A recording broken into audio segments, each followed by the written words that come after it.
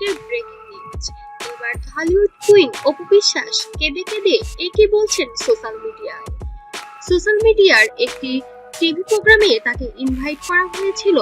অপু বিশ্বাসকে প্রশ্ন রাখা হয়েছিল, আপনি নিশ্চয়ই ছবিগুলো দেখেছেন।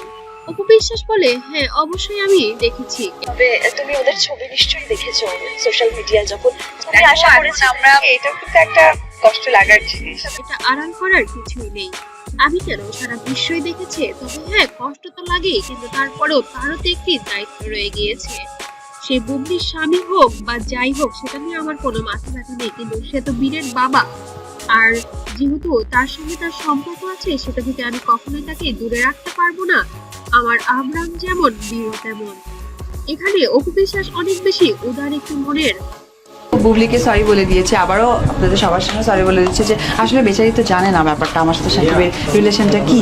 এখন যেহেতু সে জানে, ডেফিনেটলি হয়তো বা এই ধরনের ছবি টবি হয়তো আপলোড দেওয়া তার পক্ষে সহজ না কঠিন, এটা সেই যে বলতে পারে।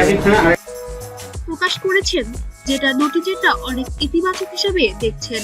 সবাই অপু বিশ্বাসকে অনেক বাহবা দিচ্ছেন অপু বিশ্বাসের এই বক্তব্যে, যেখানে অপু বিশ্বাসের আসলে অনেক কান্না করার কথা ছিল। অবশ্য সেটার ব্যতিক্রম কিছু ঘটেনি, অবশ্যই সে আবেগ আপ্লুত হয়ে পড়েছিল, কিন্তু বীরের জন্য সে নিজেকে অনেক বেশি নিয়ন্ত্রণ করে নিয়েছে মানসিকভাবে।